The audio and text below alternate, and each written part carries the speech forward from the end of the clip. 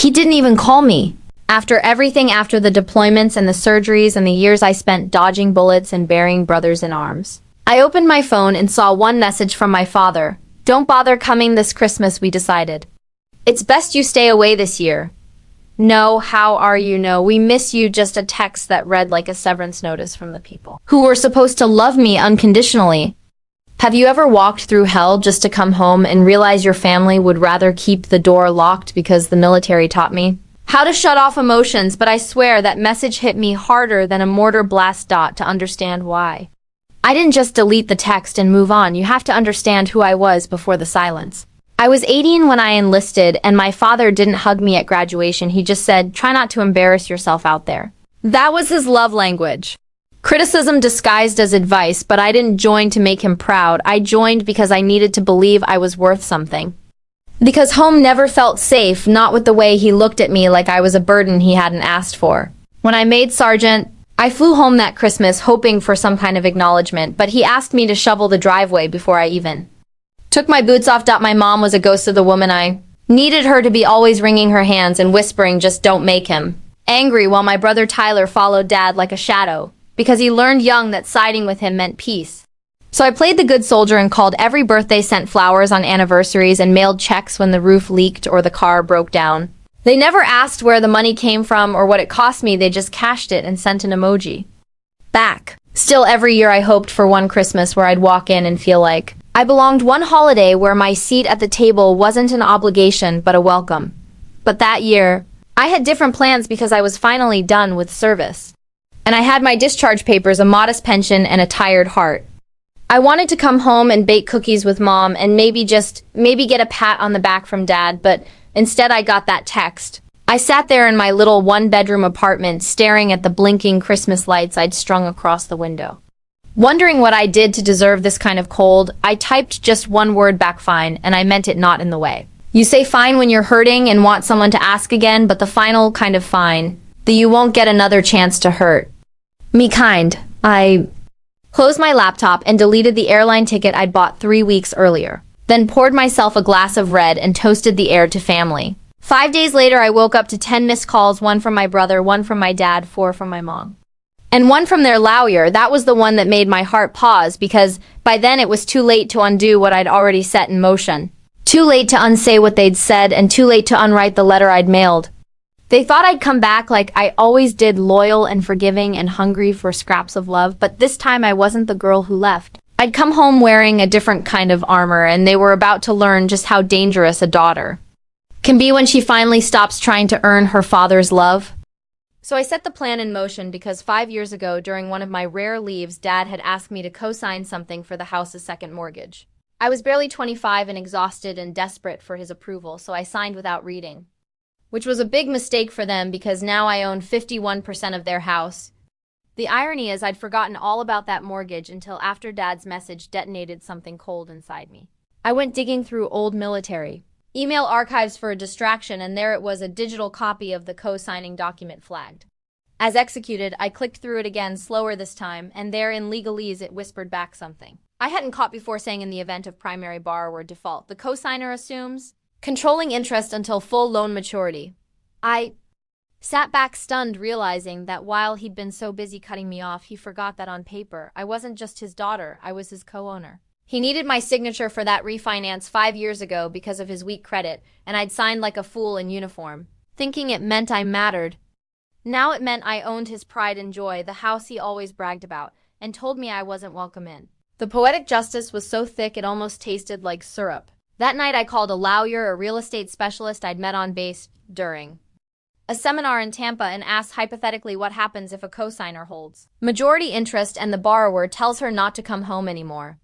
There was a pause, then a chuckle before he said they shouldn't have told her that because if she wants to take control of the property, she can. I didn't tell my family anything. Instead, I drafted a letter that wasn't dramatic, just the facts stating, effective immediately, I will be exercising my controlling interest as co-signer and legal partial owner of the property located at 12 Windermere Lane. I wrote that all legal rights and responsibilities would be enacted through counsel, and you will be contacted shortly.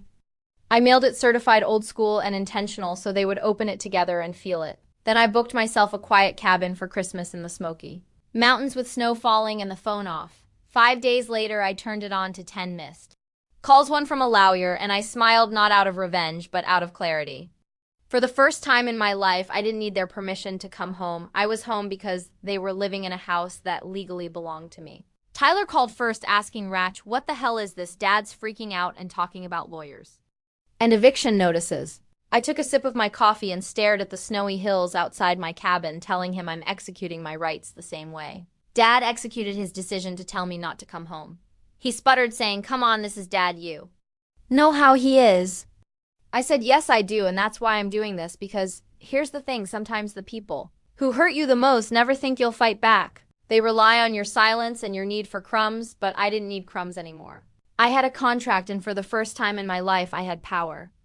The next call was from their lawyer, a man named Harold Wells. He tried to sound casual, but I could hear the panic in his voice when he said, "Miss Monroe, I'm sure there's been some misunderstanding." I interrupted him, saying, "There's no misunderstanding. Mr. Wells, the documents are valid, and I am now invoking control." There was a beat of silence before he stammered, "Well, perhaps we can work something out like a bout." That's when it clicked. They were scared because Dad had defaulted again and missed payments, probably thinking the bank would go easy. Now he was staring down the barrel of his worst nightmare, which was me. I leaned back and whispered, "I'm open to discussion, but the first condition is that he calls me himself, not through you and not through Tyler." Just like that, Harold fell quiet because he knew what I was doing. It wasn't about the house, it was about acknowledgement. I hung up and looked around the cabin, where there was no tree and no smell of roasted ham, but it was peaceful. That peace was earned with scars and silence, and they didn't know it yet. But I was done being the soldier daughter they could ignore.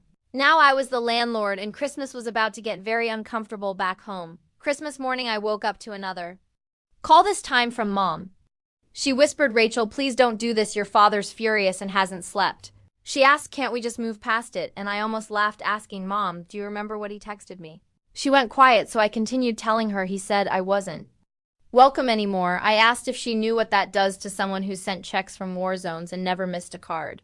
I reminded her of my 26th birthday when I called her after getting ambushed in Kabul, and she told me not to talk about that around Dad because it makes him anxious. There it was, the truth they all danced around.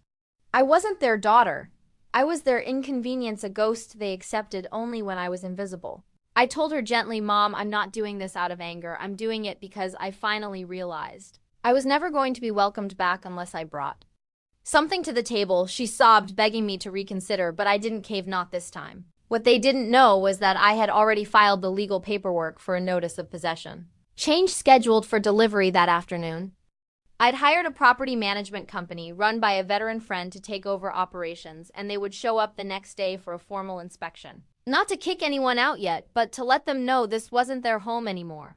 That afternoon, I sat by the fireplace wrapped in a thick sweater and watched the flames dance. No gifts, no family, but there was justice and something sweeter than any holiday carol, which was control.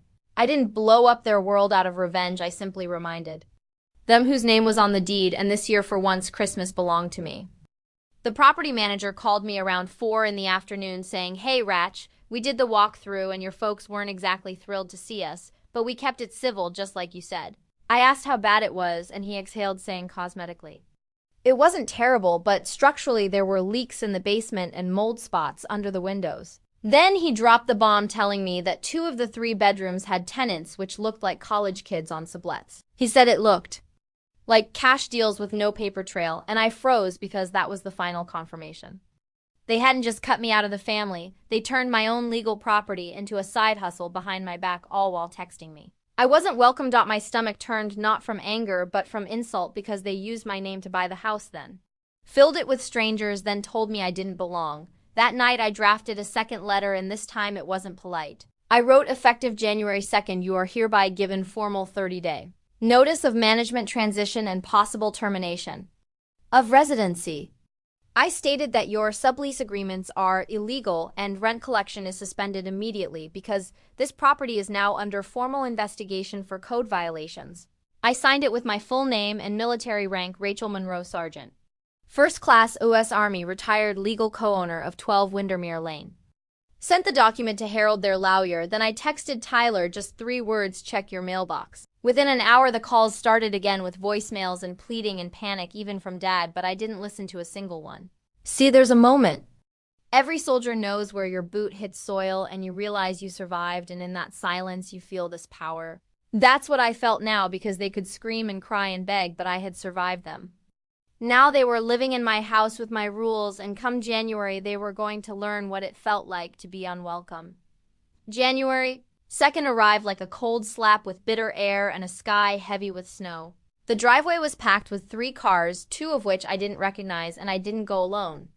I showed up with my property manager, a locksmith, and a clipboard full of documentation, wearing a dark coat with my boots polished and my army-issued dog tags around my neck. I wasn't there for a fight, I was there for an inspection and for closure. Dad opened the door, red-faced and sweating, despite the freezing cold, snapping, "Rachel, what the hell is this circus?" I didn't answer right away, I just walked past him into my house on my terms.